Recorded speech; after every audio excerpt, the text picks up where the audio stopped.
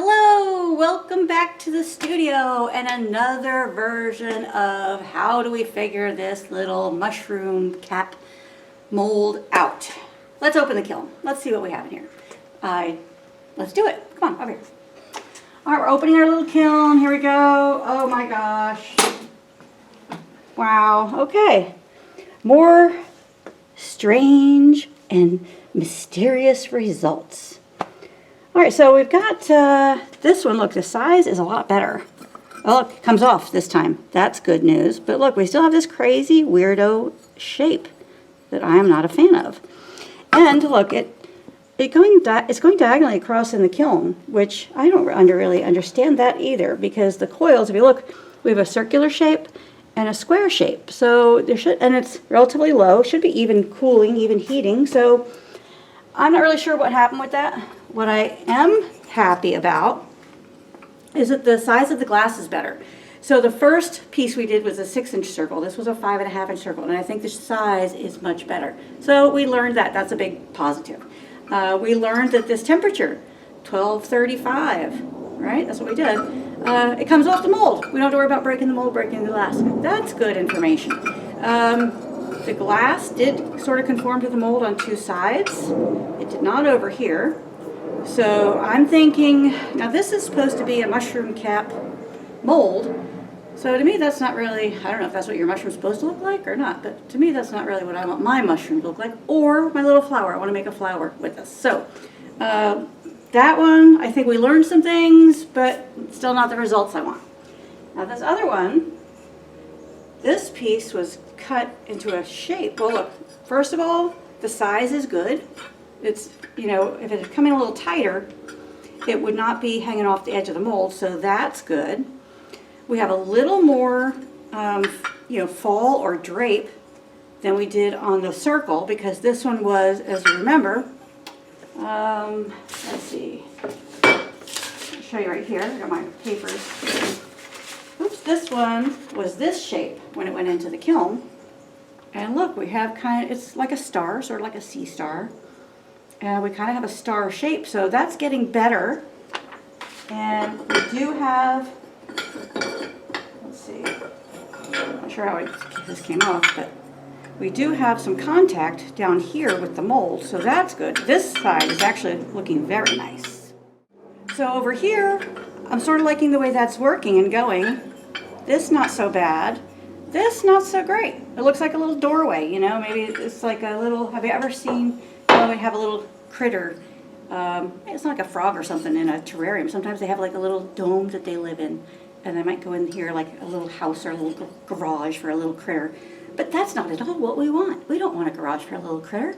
We don't want these crazy shapes. We want something that conforms to this mold. So what do? Well, I came up with another new pattern. This one has definitely longer areas and shorter areas. So this one was a little more abstract shape. I think this one might be a winner. And so I took this design, which was one of our originals. Gosh, how many designs are we on at this point? I don't even know. I took this design and I made it pointy. So I have 5 spokes, 5 different pieces, because this mold has 5 different little compartments. So we're going to try this, and we're going to try a circle again. We're going to try it this time in a different kiln. Because remember I say all the time, kilns fire differently. Let's try it in a different kiln. Now, I know you guys are worried, oh my gosh, she's firing our kiln so many times. How much electricity is she using? It's ridiculous, it's crazy. Well, I asked my husband about that one time, and he said, doesn't really matter what kiln you use, it costs about $5 per firing. So whether we use big or small, the only problem with going big is, of course I want to fill a kiln, and we're not going to be doing it with this. So that's a little painful, but it's all for the purpose of experimentation and getting what we really want.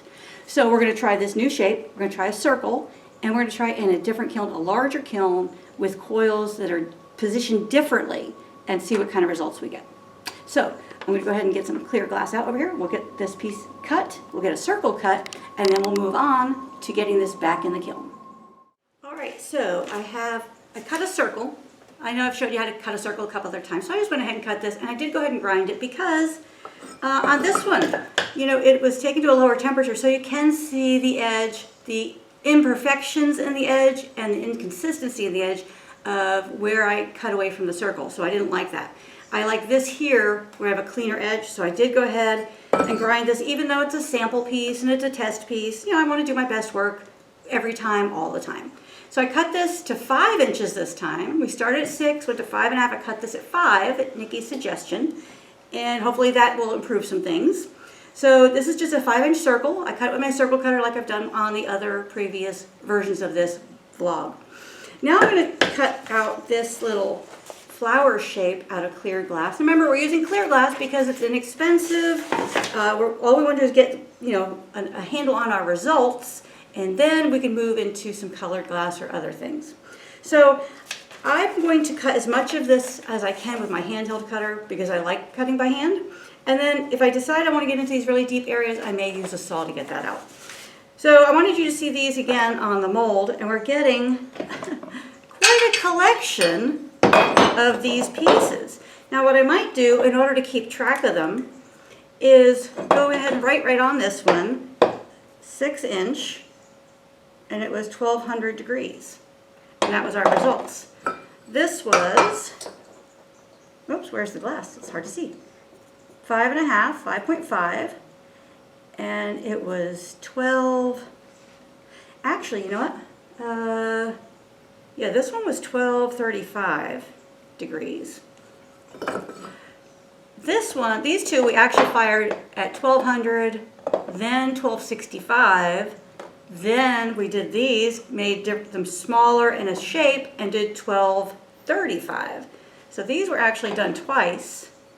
So let me put on this side, 1265, second firing. Yeah, you can read that, right? Okay, so I have messy handwriting. Anyway, so this way as I'm moving on, and this was firing 1 and 2, 1 and 2. This was firing number 3. And so we can start to kind of get a pattern going here, so we can try to figure out, you know, what our results are going to be. All right, so we're going to cut this piece of glass, but you know, it's getting warm in the studio. Seasons are changing. It's getting pretty warm, so I'm going to have a little glass of water here in my fancy little mug. Delicious. All right, so let's go ahead and cut as much as we can of this by hand. I'm going to do a little curve here. Move these to the side. I'm going to rotate this. Remember, make that score, that position of your glass to your arm as comfortable as possible so that you can have as consistent score pressure as possible. That'll give you better cuts.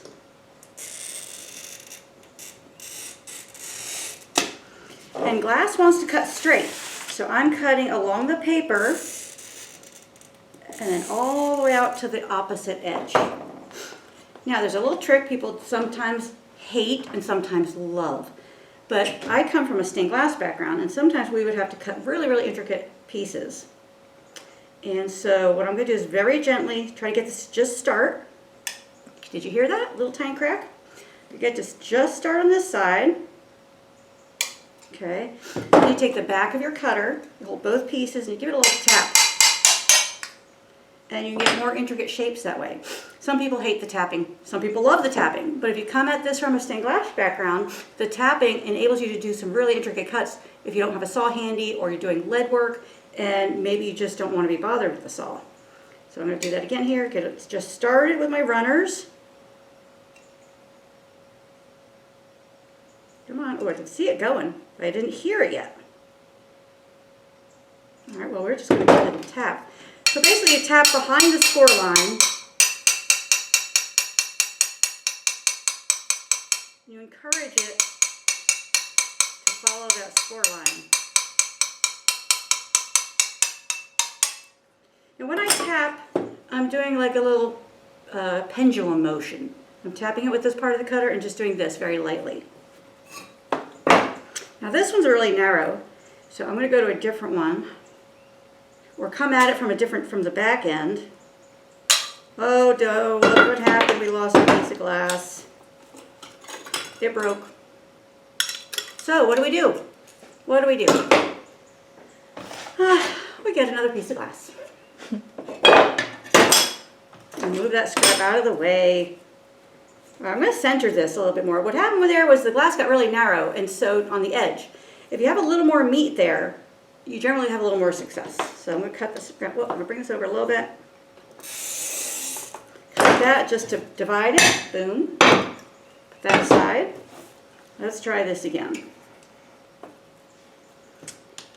All right. Now what I could do is do more than one cut. That might be wise because that will give us probably greater success.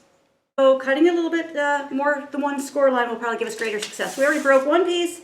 I would rather not break another one. So I'm going to do it in 2 scores this time.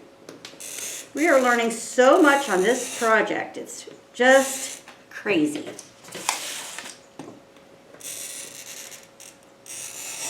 Now that one definitely came out kind of tight.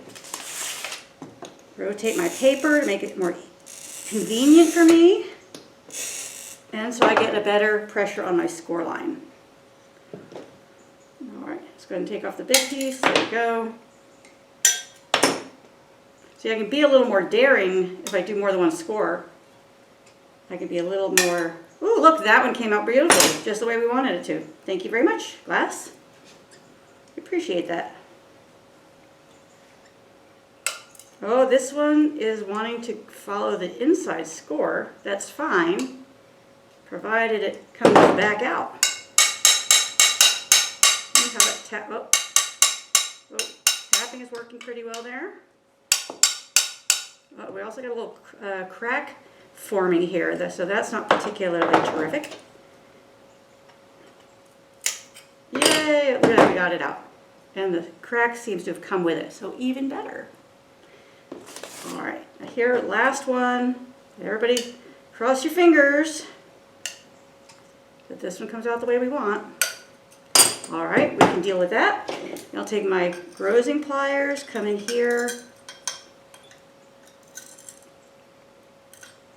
Get that started. Kind of ease that out, there we go. Okay, we have 1, 2, 3 successfully removed. Now we got to do this one here. Let's go put a little bit of downward pressure on that. Oh no, no, no, no. Another broken piece of glass. This is when you say Frit happens. Oh well, now look, it's really broken. Ooh. All right, we're just going to take this over here to my dumpster.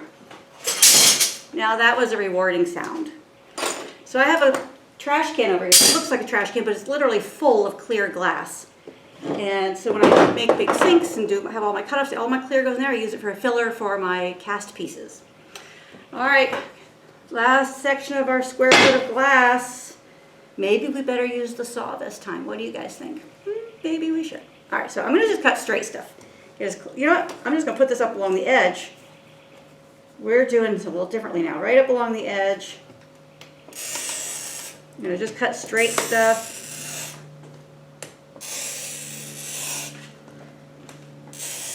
There we go. Now I'm gonna take my runners.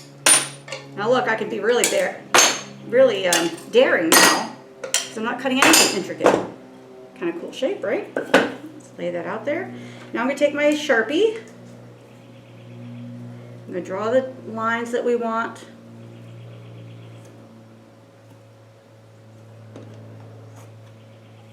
Draw that intricate shape that we're looking for. There we go. And now, because the saw has water, I'm going to take lip balm. There we go. A little cherry lip balm. I like cherry because I like the way it smells. And go over the Sharpie. Now if you find lip balm in my studio, I don't recommend you put it on your lips, because you might get a glass splinter on you. All right, there we go. Tuck that back in there. All right, so now we have our shape. We have our markings on there. We have our lip balm on there, so the ink doesn't wash away. Let's go over to the saw. So I'm over here by my saw. Haven't used it in a little while, so I know it needs water. So I filled up this bucket with fresh water. I'm going to pour this right in here. And there's a fill line on the front, keeping an eyeball on. Good. Let's see, it's up to about here. So that's good. I have my piece of glass handy. Now this little guard helps keep the splash down and keeps the glass from getting on you, but mine is a little bit not as clear as it could be. So I'm going to lift it up, and you can probably see better while I'm sawing that way. But I'm going to put on another pair of glasses, safety glasses, after I poke myself in the eye, of course, just because I want to make sure that this part of my eyes are protected. So this is going to be loud, but it's also going to be really fun.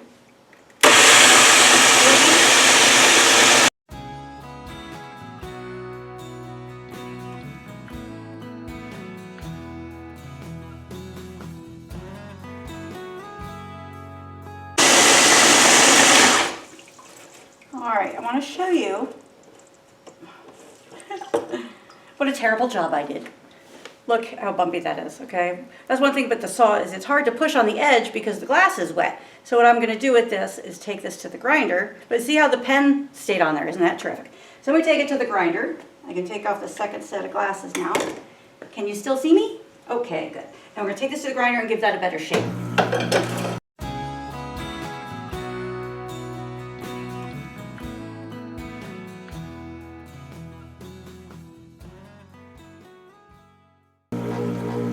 Alright, so I've got a better shape on there now. I actually have a little indentation right here. And you know what I might even do is carry that further and go a little deeper with the saw.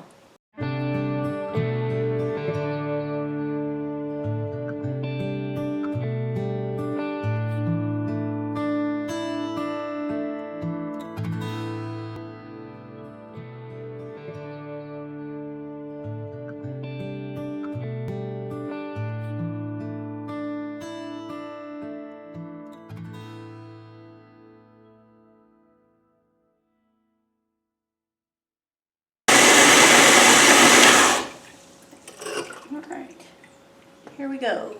Now, if you don't have a saw, another way you could achieve this shape is by cutting 5 individual pieces, putting them together, and then firing them in your kiln to fuse them together.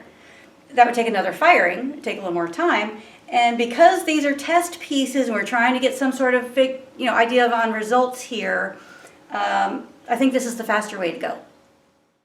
Now, even though I just said this is the faster way to go, it just occurred to me, if these were 5 individual pieces, I wouldn't have wasted as much glass. I could cut these 5 individual pieces out of big pieces of scrap. So you have to kind of weigh, where you want to put your time and your money. Is, 5 individual pieces easier, and then also you'd have lines there, probably, where the pieces come together. Does that distract or does that add to your design? Those are the things you have to decide. And I'm going to tell you, when I get ready, when I figure out what shape works best on this, I probably am going to do 5 individual flower petals. And I'm probably going to accentuate those lines to show some detail on my flower. So, all right, I'm going to take this to the grinder now because, as you can see, I have these shapes that are not really smooth and pretty. So let's take this to the grinder and smooth those out.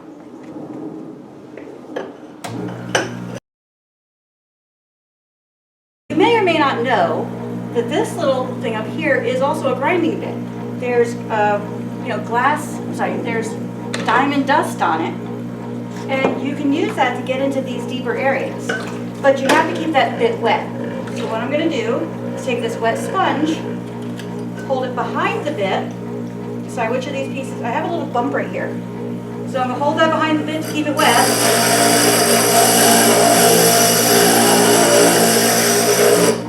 And then I can get in and smooth out that little detail there.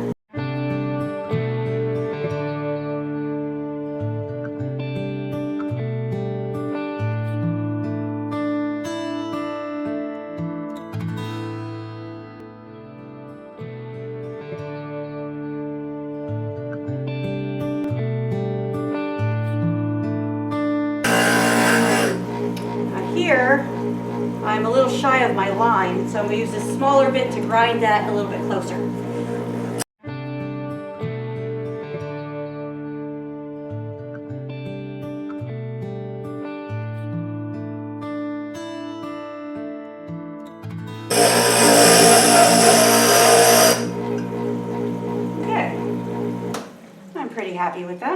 a little dirty, but we're going to go ahead and wash it off.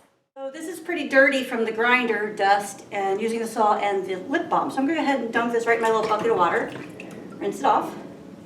I'm going to take a towel, and the towel gets that residue of the lip balm right off your glass for you. There we go.